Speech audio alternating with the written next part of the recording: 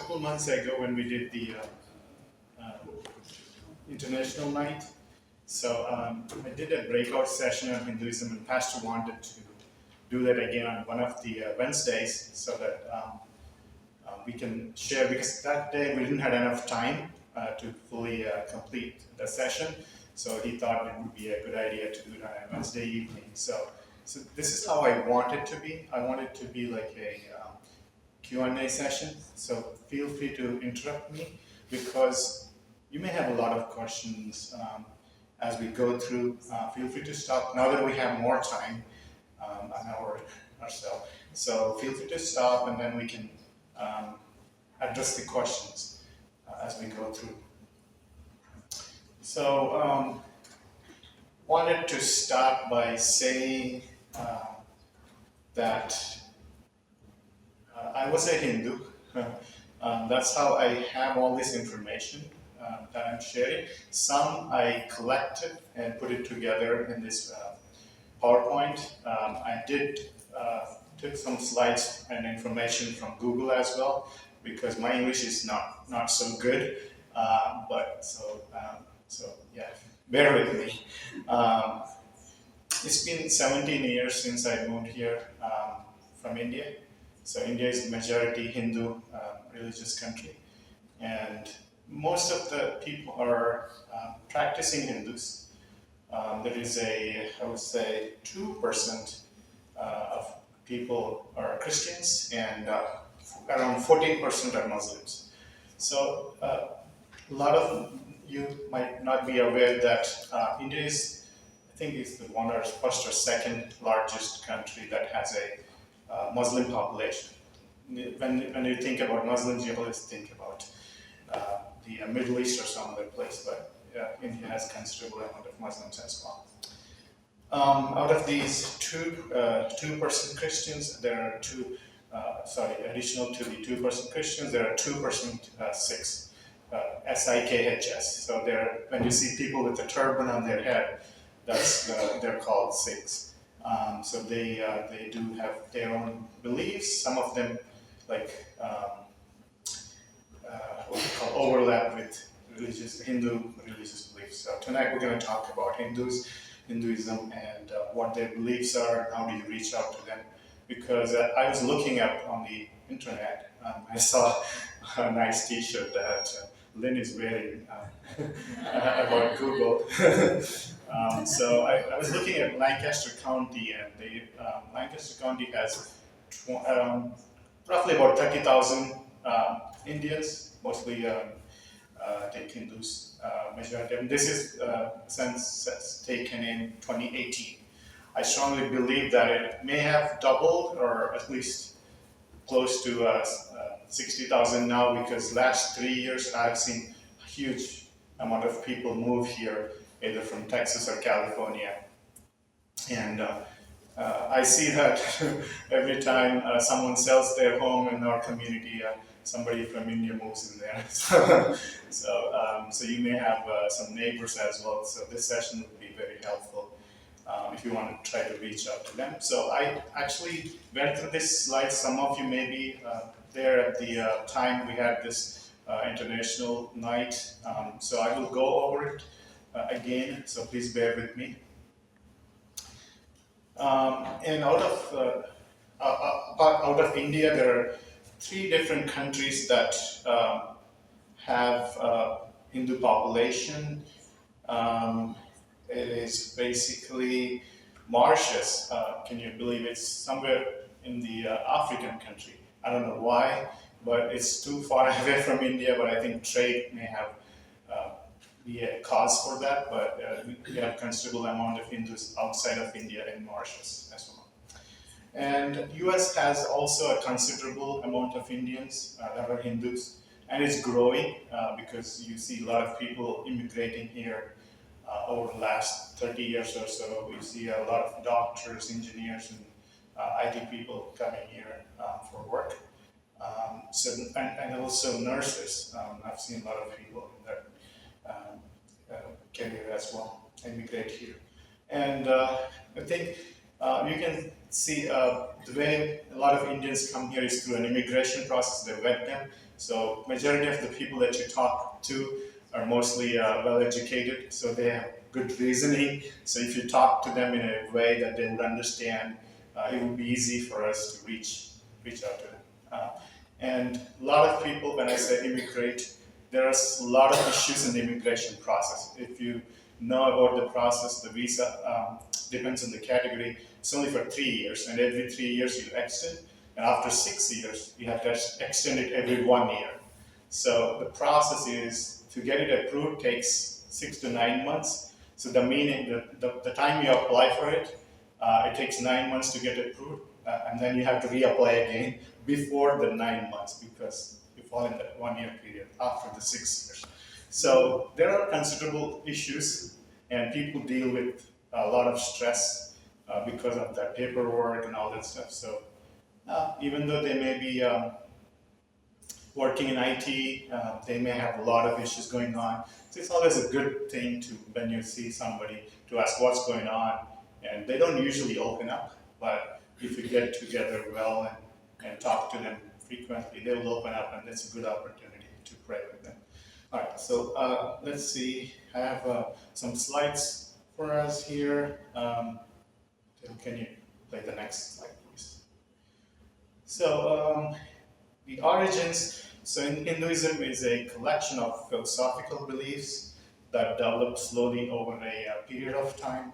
It's a very long period of time. So Hindus believe that their religion helps them to free their soul from sadness, disappointments, and mistakes in everyday life. So I'll go later on, but Hinduism believes in what's called moksha, but I will talk about it in a minute. I have a slide for it.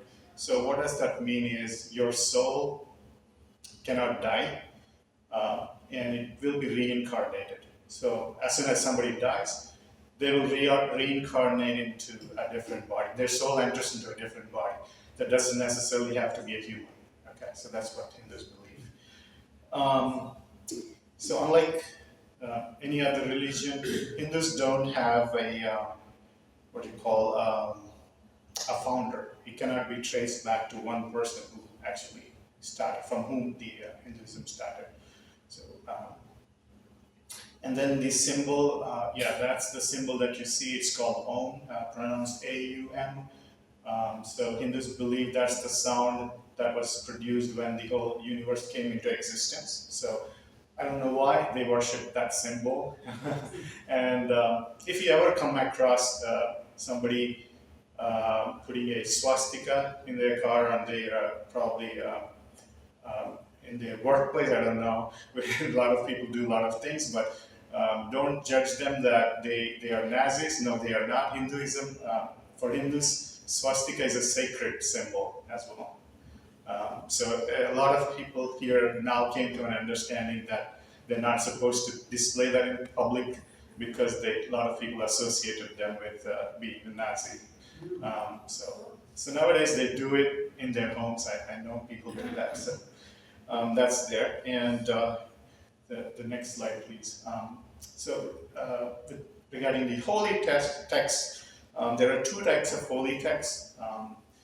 The Vedas and the Upanishads. So these Vedas and Upanishads are a collection of a bunch of books, individual books. So what the Vedas talk about is, I'm just giving you some information so you know the background. That will help you connect with somebody in case you come across. So what these Vedas talk about is they're written to safeguard information about religious practices, traditions, and philosophical thoughts. Whereas Upanishads are written philosophical thoughts of men and women that primarily focus on spiritual enlightenment. So one is how you do it, and one is talking about the different practices of how they should do it. And the next slide, this is what I was talking about earlier, karma. You all may know the term if you are on the internet a lot. So this word is you sow what you reap, kind of a thing. And it's a concept that if you do good deeds, good things will happen back to you. And if you do bad things, bad deeds, bad things happen to you as well. So you cannot escape from that. So Hindus believe very strongly on that. And further, if you live a good life, like doing good things and being a spiritual follower of Hinduism, you will be reincarnated into a higher form of life, as I was telling you earlier. Meaning, once somebody passes away and that person did good deeds in their life, they will be reincarnated either as a human being at the same level or the highest level. I'll tell you what the highest level means. We have some slides regarding that. And if a person does bad things, they will be reincarnated like an animal or an insect or something. So that's the concept, basically. Next slide, please. So yeah, that's the reincarnation I was talking about. So reincarnation is your soul will never die; it just enters into another form. So you just have to. Actually, there is a end to it. That's called the nirvana. We're going to talk to it about talk about it in a minute. How somebody enters into it. So can you play the next slide, please? Yeah, so that's called moksha. If you see, I have a little image there. I don't know if it's visible or not. That's called freedom from life and death. Basically, happens when you have rebirth and you have attained knowledge and you have attained, you did all the good deeds and you reached a perfect understanding of the universe as well as coming to peace with it. In that case, the soul goes to be with the Lord, with God. So when I say God, there are not one God. You'll understand that. But some people have their favorite gods, and some families have their favorite gods that they worship. So that's how you reach moksha, which is ultimate that every Hindu practicing Hindu wants to. In the next, I'll stop here. If you have any questions, feel free to ask. My understanding was there are many gods. Yeah. But the last sentence there talks about your soul becoming one with God. Now, Right. what God is that? So Hindus believe that there is a creator. I think I have slides for that as well. There is a creator, there is a destroyer, and I think there is a protector. So you will go, ultimately the person goes, their soul goes to be with the creator who created the universe. Yeah. Yeah. So this is where, yeah. Yeah, so like many other forms of religion, there's sects, different types of, like Buddhism, I understand. Yeah. Hinduism. Yeah. Yeah. So what other types of sects are there? Are there a lot of them, or is there one main Hinduism? Or? So there are a lot. If you there are different states in India. Each state has their own kind of favorite gods, and they practice different religious practices and beliefs. So there's not one common across. But if you see the main gods, I think I have a slide for that. They are kind of known by everybody. But then each individual have their own, our family have their own way of how they believe. And one other thing is the Holy River, the Sacred River. Yeah. How's that planned? So Hinduism believes that everybody needs to be cleansed. So from their sin. So they believe water is the purifying water, fire. What's the other one? There are three or four elements. I don't believe. I don't recollect all of them. But water, fire. There's a couple of other things that has cleansing nature. So they believe that, and every 12 years, each river has, like every 12 years, have this cleansing property. So they go and bathe in that and feel like their sin is gone, and then go do the same thing in another river every 12 years. So what's significant about 12 years? That's, I believe, I'm telling from based on what information is passed from my grandparents. So this river, when somebody bathes in it, it is now contaminated. So it takes 12 years for it to be purified again. So I guess I let it go, I don't know. Yeah. So in Hinduism, their numbers are very critical. I don't want to go too much into it, but they believe numbers have so much significance in a person's life. So they do believe number 9 or number 12. Also, since we brought this topic, if somebody wants to give something to somebody, they don't give one, they give two items. Like say they want to give a fruit. I'm just saying, if somebody comes to, it's natural, but that people, I come from a rural background, when people are traveling through our town, so it's very common that they know that some people open their homes and anybody can come eat with them and go. Believe me, it may not sink into your brain here, but back from where I come from, it's very common practice because there are not many restaurants or places where you can eat from the length of the highway that we have close by. They come and people are ready and open. They just cook and wait for people to come to have food. So when they come, they give out something when they leave, right, as a token of appreciation. They don't give one, they give two things, like in return for feeding them. So it's interesting, and when somebody wants to go someplace to do something, they never go like one person or 3 person. They go 2 or 4 or 6. They don't do odd numbers. I don't know why.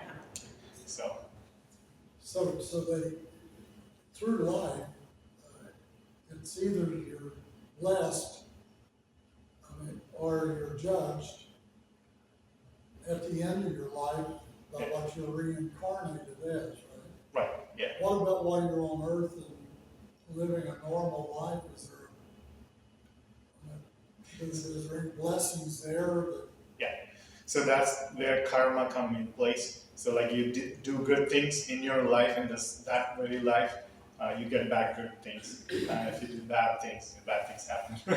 So that's there. So Hindus try to do good things in their own mind, what is good for them, but not necessarily good, morally good.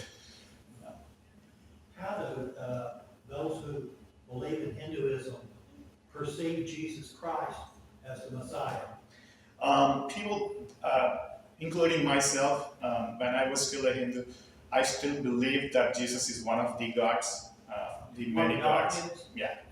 So I don't have a problem believing that, but I'll get to that point a little later in our questions. But a lot of people, if you talk to them about that he is the God, then that's a problem. That's when problem starts. But then again, we have to tell them at some point, right? So yeah, we'll some application points I have, or then we can discuss more about it. If you don't have any questions, we can move on. So can you play the next slide, please? There are 4 different goals of a Hindu practicing Hindu person, which is dharma, artha, kama, and moksha, which we already discussed a little bit briefly. So dharma is be a good, virtuous, moral person. Artha is young material prosperity, and kama is seek happiness and pleasure, emotional fulfillment. Moksha is seek freedom from ignorance, spirituality, and self-knowledge. So these are the 4 key things a lot of Hindus try to achieve, but in their own ways again. If you define what is moral, people have their own opinions. So it doesn't, unless, I have to tell an important thing. How do people know their scriptures? I talked about Vedas and other scriptures that Hindus have. They don't read it on a regular basis like we have the Bible. They don't have any direct means of reading them because they're all manuscripts written on wooden things, like dating like thousands of years ago. Somebody may have translated some. Only the priests have that. They only have access to it, not a regular person. You may have books now, but not everybody has access to that. So you go to a temple, talk to the priest, whatever the priest says, people would believe. If they have a question, they go to the priest and ask, and the priest will suggest them what needs to be done. They have a problem, again, same thing, they go to the priest, pray, and the priest intercedes between that person and God. They pray to.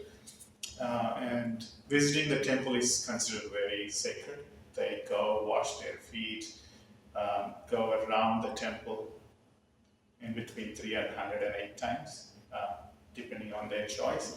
And then they enter the temple, do all the religious practices that they have to do, and then they spend time there, just reflecting on the things they pray. Prayer is very critical part of a religious Hindu belief. Right. So next one, I think I have gods. Yeah, there are some of the gods. I can't fit all of the millions, but I tried to fit some of them. Gods and goddesses. There are millions of gods and goddesses people worship. Again, as I told, it depends on like not everybody worships the same god. They have favorites, so they choose one god or goddesses over the other. Yeah, and a lot of people have some specific god or goddess for each day of the week. So on Monday they pray to somebody over there in that image. Tuesday they pray to somebody, like different days of the week they do prayer. So pray to some god. Right. If you don't have any questions, yeah. Are there gods for different vocations? Is there a god for a doctor and a god for a woodworker? Good question. So there are different gods. There is a god for every beginnings. Like when you're starting a new business, when you're maybe you got a new car, or you just wanted to start a new job. So there is a god. You see, I don't have that here, but you see a god with the elephant face. So he's the god of the beginnings. So people worship him. So there is another god for strength. Say, for example, they feel stressed and weak, and they just want to have, they want to be strong in what they believe or what they do. So they do pray for a god, different god. And for wealth, there is the different goddess for wealth, and there is for intellectual understanding. There is a goddess for that. So they do pray especially to that goddess. So yeah. There are so different gods for different things that they do.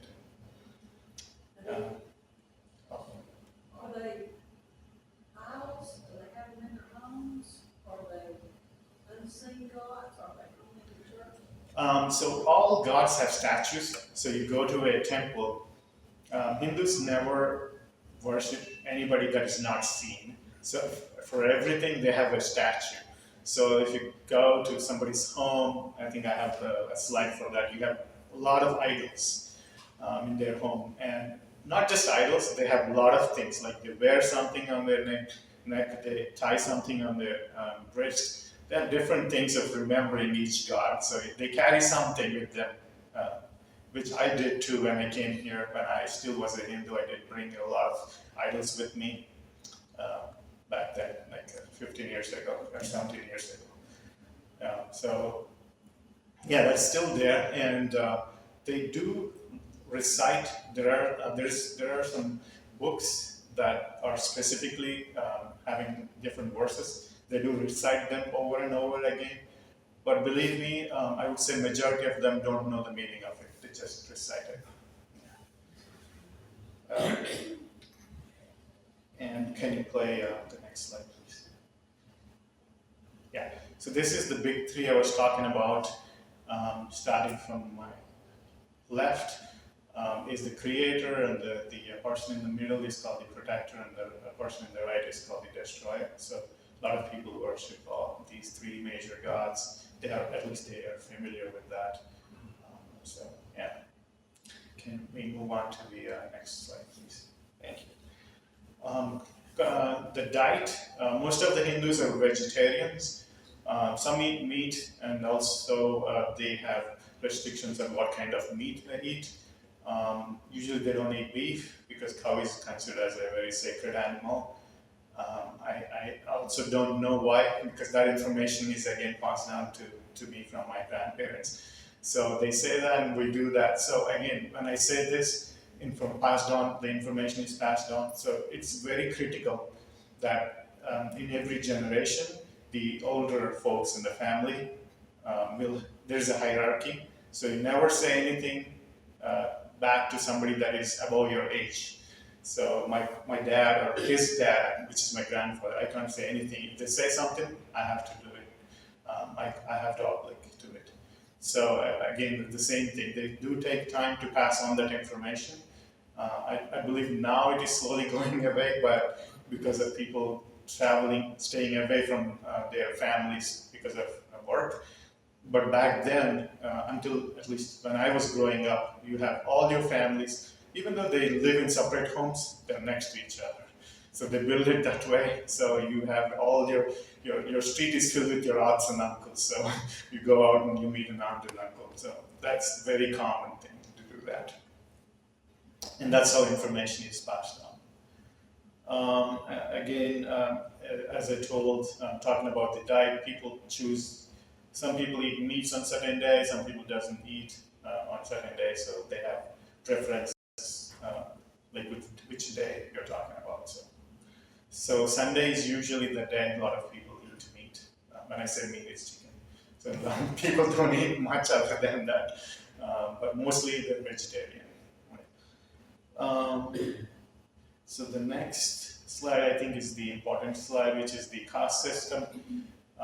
When I was talking about reincarnation, this is one of the important things.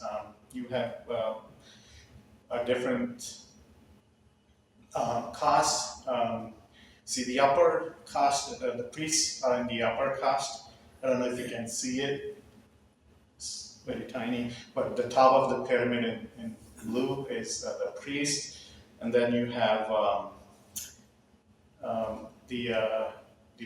the warriors and the intellect people, and the next in the green, and under them are the people who are traders, and under them are regular people in the orange.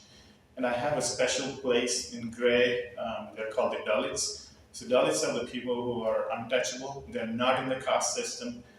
They're outside of the caste system, but that do exist. So I just wanted to let you know. So so how do you classify who belong to which caste? So based on your birth in the family, like you're born to parents that are in a certain class, you automatically belong to that caste. So then you think it's not fair, but this is how it happens. So when somebody dies, if they do good deeds, they automatically are born into a higher class in the caste system. So if they do like the opposite, they're believed to be born into the lower caste, and they have to accept that fate. So that's how it works.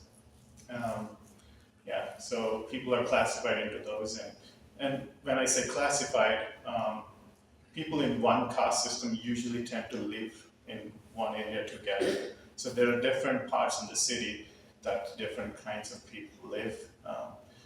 Nowadays you don't see that much, but if you go to the rural areas, still to this day, that exists. People won't let Dalits enter into their home. They don't want them to touch them, so you just stand at a distance and talk and leave. So, can we do the next slide, please? Excuse me. Yeah. So, if you're born into this caste, you don't marry outside that? That's a very good point. I'm about to talk about it. So the way it works is, so the way it works is once you're born into a certain caste, you can't marry outside of that caste. You have to marry someone into the same caste. If you marry, you're called, you will be, what do you call it, outcast. So, so since I married Sunita, I was considered as an outcast. It felt sad to me because apart from your parents, I don't have anybody but if your parents think that you're an outcast and they don't want to do anything with you, I felt like so dejected and depressed. But again, I felt God strengthened me, and He made me overcome that. And later on, my parents came back and said that I'm welcomed into the family anyways. But people are afraid of social status back in India. So if I say I'm going to marry someone a different religion or a different caste, they think that their social status is what do you call it, damaged, or the people won't respect them and they go out, so something like that. So I don't know. Especially my parents, I think they fall in the second category. But they were very, very concerned about what others are going to think about them. So that was the main concern. But again, to God be the glory. My grandfather, who doesn't believe in all this, and he literally says this is all crap. So he did talk to my parents and made sense to them that they can't do that. And Was that your mother's father? my mother's father. Mother's- And since my parents can't say no to them, so they did have to yeah, to oblige to When what he did said. your grandfather, is he a believer in Christ or just he didn't want the conflict? He's not a believer, but before he passed away, which he did last month, he was 92 by the way, he wanted to live up to 92, and the moment he hit 92, the next month he passed away. So, and I talked to him about God a lot. We had so much conversations. Last year I went to India and I spent a lot of time with him because I know he is old and I want him to understand who God is. He clearly has that understanding because every time I go visit him, he put a sermon on the TV, so we can have some conversation about it. So it was nice to spend some time with him. It was amazing. He has that understanding, and he read a lot of novels. I mean, these are all secular, like Shakespeare or something. He does. At the same time, he did what something like some people took a book of the Bible and transcribed it into own, like their understanding about God and into the one of the Indian languages. He read about those. He had that understanding. So he's very, I think that's what helped him to come out of that. Yeah, and he's a very prominent person in the society because he had a lot of businesses. He's a very wealthy person. So people often come to him for advices, like marital problems. They don't go to the court. They come to him, and he solved it. And I was like, what is this happening? When I came from school, like I was in a boarding school, so once in a few months I come home, I see this. I saw that growing up, and I always had huge respect for him. The way he was not biased at all, so he always listens completely to both sides of the story, and then he tells them what needs to be done. And so I don't have anything, but this is what I would do, and they definitely take his advice. So I thought he has some reputation in the society, and that's how usually in India it works, especially in the rural parts, not in the cities. Nobody cares in the city, but as any other city. So yeah, it was good growing with him, and yeah, to your question, marrying outside of the caste or religion is considered is a no-no, and nobody wants to do that. Well, marriage is arranged. Yes, that's a good question. So like unlike here, you don't like a person and then you say, oh, I want to marry you. It's not that way. But back in India, in Hinduism, like you go, parents talk to each other first, and they will check 7 generations. Like what's his father, grandfather, and they check 7 generations. That's the norm. So they see how they did, what they do, and how moral they are, and all that stuff. And then they arrange. Okay, so today you are going to marry him on an auspicious time of the day. It doesn't matter which time of the day. It can be 1 a.m., 3 a.m. It's the auspicious time is important. It's decided on the lunar calendar. So some people do marry in the middle of the night. So yeah.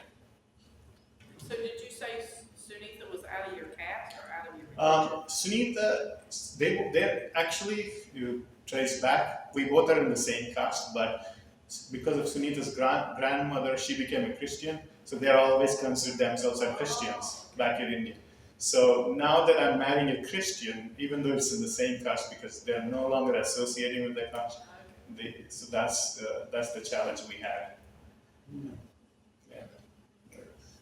So, did you find Christ through your wife, Sunita? Yes. Yeah. Okay. Yeah. Did she say to herself, I'm really interested in this young man, but I need to have him trust Jesus before I will commit to him, or what did she say? Or So it's interesting. She was praying to bring a godly person into her life, but God brought me into her life, and I was a Hindu, so she was still praying, and God's still pointing me. So she thought, okay, let me do something. Let me give him a Bible and see what he's going to do with it. And that changed my life. And eventually, after we got, she didn't get baptized up until then.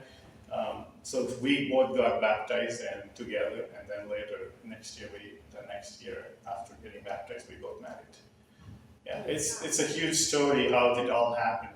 We were supposed to go back to India and get married in a temple, which we both don't want to, but my father insisted so much. We prayed so much. Just a couple days before, he said, I'm okay with you marrying in a church. I don't have any problem. That's a huge thing for us. Like in my life, when I came to Christ, right after I came to Christ, to the point that I wanted to strongly follow him, there were different things happen that completely helped me to only focus on God and leave everything behind. And leaving everything behind is not easy. You have built your up until I was like 26, 27 years. You grew up seeing all these things and practice doing all these things, and you have to leave everything behind and be a changed person. Is not easy. And again, dealing with sin, meaning accepting that I'm a sinner, is the biggest challenge I had. I wouldn't believe and I wouldn't accept for a long time that I'm a sinner. That was the hard thing for me to deal with. I think I have a couple of slides regarding that, how you need to talk to somebody who's a Hindu. So you don't talk to them like you are a sinner. That's the first obstacle. Then they will, shut everything off. But thankfully, truth is presented to me, and I had to believe because I was reading the Bible, and Sunita's friend from college, her senior, he helped me. He's from here, Indonesia, and he's a Muslim. So he came to faith, and he helped me a lot to believe in God, and he spent like many hours over the weekends talking to me about God. I felt like it was harassing because he would never cut the phone until we run out of batteries. So we keep talking, and I keep arguing, he keep bringing his points, and then we finally, I finally believed there's no other way. Christ is the way. So that was awesome. And I have some, I think, next is the questions I had. Can you play the next slide, please? Yeah, how do you reach out to your friends and neighbors? Can you play the next slide? So usually the best way is, or the easiest way is ask them about their name. So all Indian names have a meaning to it, and if you ask, there's a significance to it. If you ask somebody, like my name means new, or like transformed. The old is behind, the new is now new has come, something like that. So there is always a meaning to everybody's name. There's significance. If you ask somebody what does that name means, so I think it's a very good connection you will have, because they're going to explain that. They'll take time rather than we do the talking, they do the talking, and they explain. And if you pronounce their name right, they feel so happy and they can get connected easily. I know it's very hard to say without butchering. I know, even for me too. Some of the Indian names are. The next slide I have is ask good questions. What does good questions means? Like you ask them what their faith is, what they believe in. So let them do the talking again. They can tell you what they believe. Most of the times, people believe, but they don't practice. Like especially here, they're very busy. They're disconnected. So you can always hear their story. You can ask them what do they believe. They can tell. So and you can understand where they are in their life, like how strong they are in their beliefs. Yeah, some people are very strong and they don't want to hear the moment they think that they're talking to a Christian, they will shut off everything. So that's how they're trained to, because there are some organizations back in India, they talk about that. So the Christians are there to convert you. That's what the whole thing is. When I was a kid, I was told that the Christian organizations come in, they establish schools, hospitals, and they convert everybody. That's what I was told. So that's why I had a strong, objection to what somebody says about Christ. But that changed. So I think the next slide I have is giving a Bible. So that's how I came to Christ. Sunitha gave me a Bible, which in the beginning I never understood a thing, because everything that I read is like a story to me, because I started from the Old Testament Genesis. You read it and it's like a story again. It did happen, but for a person who doesn't know anything about God, it is like a person, it is like a story. But to just give you some understanding, back in India, I do know some things, not much, but I do know. Because in my school, we had every week I need to select a book from the library and I need to write a report on it. So there is a Christian organization who came and put a lot of books in our library. I tried to pick one book, like say John or something like that, and then I studied and I wrote a report on it. And at the same time, in the end of the book, there are a bunch of questions. So I filled up all the questions, and it was interesting to me that they had a postage paid envelope, and I can send them the answers. So I did write everything and pushed, and to my surprise, they did reply back.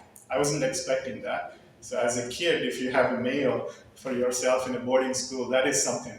I felt so happy, and I had this conversation going on, and that I had some knowledge, but not like I didn't look it as a God's word, but I was looking like any kind of other storybook or something like that. So I had that knowledge. So when I was reading, I remember reading this when I was a kid.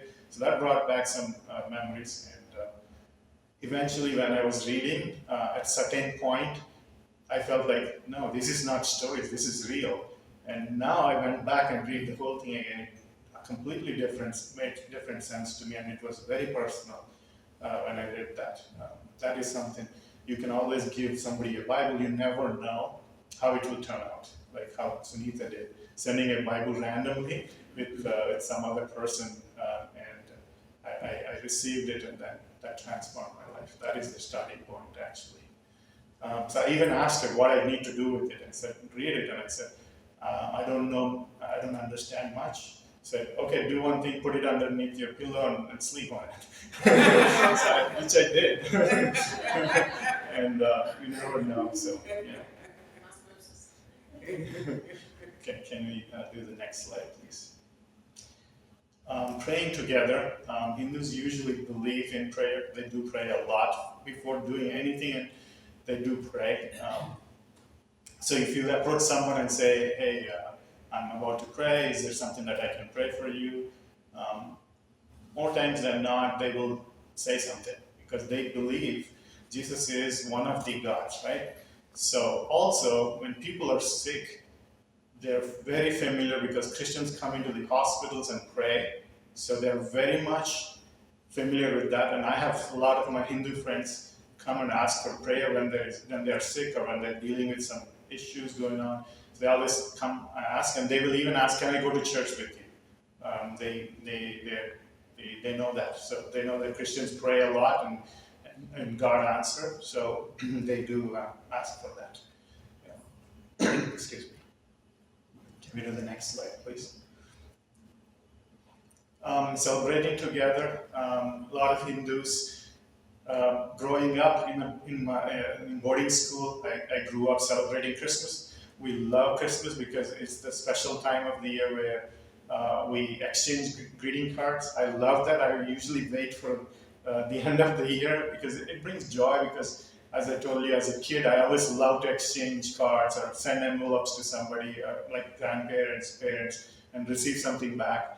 And I used to send Christmas in our store at school. They have these Christmas cards. So I fill up Christmas and New Year cards and send out to all my family. So a lot of people do that, exchange cards, and they're very much like if they have a Christian friend, they always respect them, and during Christmas they go wish them. And also Christians invite people to have a meal with them. So do Muslims as well. So people are very much into it. You see, acceptance is there. A lot of people are open to listen and celebrate with somebody. So during Christmas, I see a lot of families invite.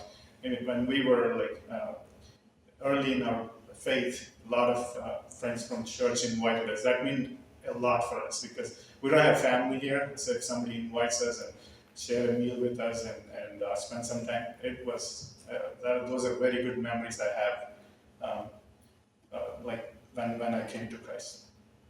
So that's a good way to reaching out to somebody. Can we have the next slide, please? So another thing is, again, I think I covered most of the points that are here in this slide. You don't usually say that somebody is a sinner because also you don't bring up John 14:6. Like when you bring up, that means Christ is the only way. So the life and truth, nobody comes to the Father except through me. That's what the verse says. If you say something like that, that's again a stumbling block. So to try to avoid those things. And also Orthodox Hindus believe that you can't call somebody a sinner. It is forbidden to call somebody a sinner. So they do have that understanding. So I think try to avoid that unless you're very close and you know them from a long time. And these things do take time. You establish your friendships. You don't right away say something to them because that puts them off, and then a bunch of things. I would say people have their assumptions, like especially Hindus have an assumption that they're here to convert me, and they'll shut off. So that's something to be avoided. You always have conversations. So like when you go out for a walk, you see somebody, because Indians love to walk. If you have somebody in the community, they will walk 2 a.m., 3 a.m., 4 a.m., it doesn't matter. They do need that 10,000 steps, I guess. So they do walk a lot. And also it's funny because it's not the time, because the time they do spend out walking is the time they talk with the parents or families back in India. Because when it's night here, it's daytime there. So people if they want to talk with somebody, they usually wake up in the night to stay awake and talk. So you see, that's how some people walk outside in my community. I see a lot. So it's something when you see somebody, just maybe in the evenings, you just spend a minute, say hello, and then if you regularly do that, then that will bring the bond, that will establish the bond. It will help to talk to them about God. I think I have the last slide for tonight is do not judge.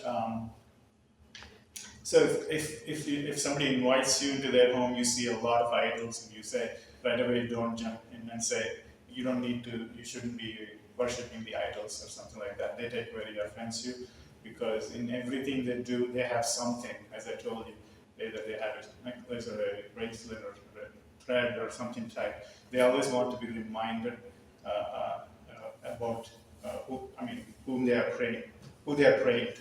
They'll have an idol in the car. They have everywhere. You see every room, desk, computer desk. You have everywhere. So that's how they are. So something like that. So right away, I would not say to anybody about those kind of things. Later, if they bring up the question, it would be a right time to talk about it. That's when they are really interested and open to listening. That's the time you give them the gospel, you talk to them about. Because when they ask or initiate the question, it's a very good time and opportunity to talk about God. And I think that's pretty much it. If you have any other questions, please let me know. We have a little bit of time left, I guess. Yeah. Do Hindus have prayer wheels, or is that Buddhism? Who has the prayer wheels? It's Buddhist. Buddhists. Mhm. Yeah. So Hindus have. I don't think Hindus do that. And Hindus love to go pilgrimage, like they go visit temples, and especially back in the days, people, when they're old, that's when they go out and visit, do all these things. But nowadays, people started in their age to go visit places. They think that, yeah. So when I was in Sri Lanka, we went into this kind of museum. There was Sanskrit, but it was written on silver. It was silver. Yeah. It was gold. Yeah. Is that all common? Yes, it is very common. Yeah. Yeah. All the priests pray in a language called Sanskrit.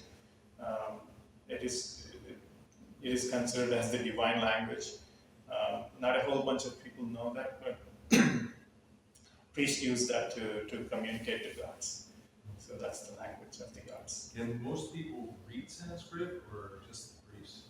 Or pronounce the words? They do, because I took a course when I was in school. Like we have 4 languages that we need to take.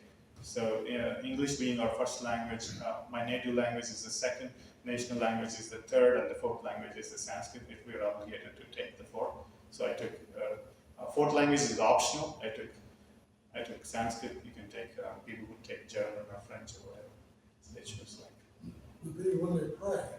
Sorry? When they pray, how do they select a God that they're going to pray? So they do pray, as I said, so for each day they have some particular God. So for each day they pray to that God. And also depends on the occasion and the necessity. Based on that need, they pray to that particular God. Yeah. Can 2 things. One, if we go to their home, if they invite us to come Yeah. to their home, probably for a meal, Yeah. what should we take, and how basically what would be like asking the names, I guess. Yeah. The means and the names, but what should we take as a gift? Mm. So traditionally back in India, people would take fruits. Don't know why. Sweets and fruits, those are 2 things. Sweets are like anything like a dessert or something. And make sure that doesn't have anything like meat or I'd say egg, because some people won't eat egg on a certain day. So you need to know that. If you ask this question, they'll feel so happy because you want to honor what they believe. So they feel so connected that way. I felt it too. So I think that would be the best case scenario, to ask them a lot of questions, and they'll be more than You happy. said that the priests are in a certain caste system. Yeah, they're on the top. They're on the top. Yeah.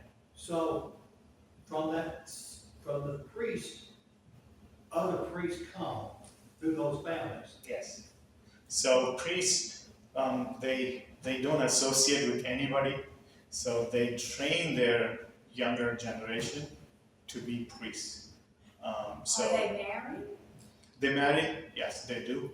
Oh, They do in the priest community. So if you wanted to be a doctor, but you were born with the priest, you have to be a priest? Um, I mean, if you want to do something else. yeah, so you can do. So if priests are like they set the rules. Oh, So, okay. so priests are they are into law, and they're into other important things. They're government services. They're all in the top positions. Again, so yeah. What about gurus and holy men? Holy men. So these are people who are like they set their life apart. They don't marry. They don't want to do anything with the society. They set themselves apart and they go out into the woods or the Himalayas, like where there is not a lot of people. They spend their time meditating. Are they priests or are they? No, they're in any not. caste or? No. They can be They, anybody. they could be in any caste, but they can be gurus if they set their life apart for just meditation. What about the outcasts, the lower, could they still come out of there? So the outcasts, no. No. See, the people that are called outcasts are the people that that help in the keeping the city clean, or in India they don't bury if somebody dies. They cremate. The people who cremate, these are called the untouchables, and yeah, so they nobody touches them. Again, nobody talks to them unless it's needed. That's the case. Yeah. Yeah. Do you have any sisters or brothers? I have a brother. He right now he's in Indianapolis. So he came here like 6 years ago, 7 years ago. And he's still a Hindu, and I'm talking to him. We have our tough times when it comes to God. The conversations end soon, and if it's not, God is not part of the conversations. We have lengthy conversations. So same with my mom, but she's now more open because even I'm telling you, because even with the family member, it takes a very long time for me to help them understand about God, and it does take some time unless God is the one who's opening their minds to receive His word, right? So it takes a while. So you sow the seed, you have that relationship, and you don't push them, you let them take their Is time. your brother married Yes, he is. and he has children? Yeah, he does. And they're all the strong Hindu believers. Yeah. But what was the first thing about Christianity that drew you to this faith? Yeah, sure. Sunita is a part of it, and the thing is, what felt real was God is so personal. For me, I did many things. I had to do everything. There's somebody in between. There's a priest who does everything and who says what needs to be done. But then what I understood in Christianity was it's very personal. I can approach God any time of the day. I don't have to go to the temple, talk to the priest. I don't have to do anything like that. If there is a problem and God is the one who's answering, and I saw firsthand that He answered many things, which I thought in my life that would never happen. Especially with my dad, I know he's a hard-hearted man. Once he made a decision, he wouldn't change. But God changed him. That is something like mind-blowing for me. I couldn't understand. I thought I came to believe that God is the one who did it, and without Him, I think it wouldn't have happened. I strongly know that. So not just one thing. I may have told you only a few things, but during that phase, there are many, many, many things, miracles happening every single day. I call it miracle because it is a miracle. It cannot happen without God's intervention. So that I felt like God is real. He is very personal. The need I have, He's fulfilling all those needs. But in Hindu, God's like, I have to do something. I have to make sure to please God. Then once they're happy with what I'm doing, then they will bless me. That is the kind of understanding I had. So which is completely shattered everything. Right? Yeah, Like because that's Christ. hard, because you think you have pleased that God. Yes, yeah. But it doesn't happen. It doesn't, because I can never please anybody. God just accepted me where I am. That blew my mind, because I don't have to do anything. I don't have to change anything. I just have to stay where I am and walk with God, and then eventually make progress and shut up all those old rugged things and sins, and no more. I don't have to do anything about all those. I think about those things that I did in the past. That took a huge load off of me. I don't have to do anything. That relieved so much pressure off of me. So doing works-based thing, that helped me, having, liberated from that, having the freedom. Yeah. So that was the great joy when I came to Christ. think we ran out of time. Let's pray.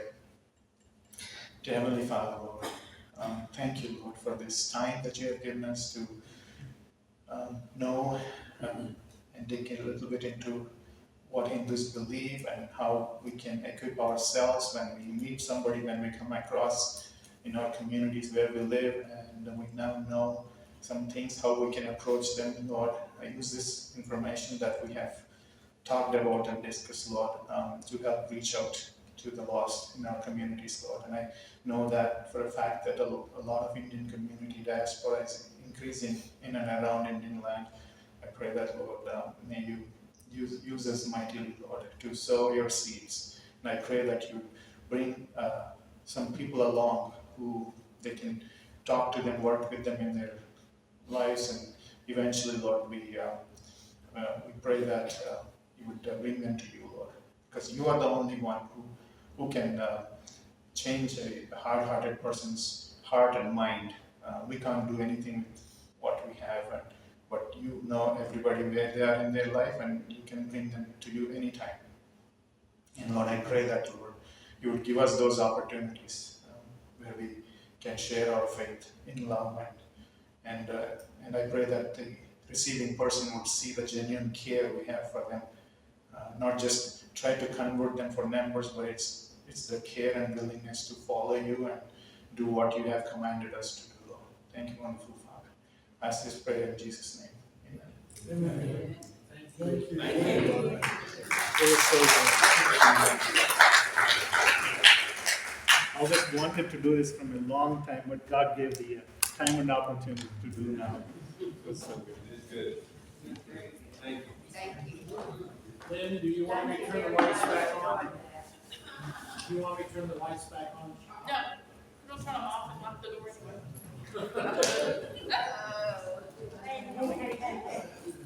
John. Hey, you go. Checking on his phone to see if that.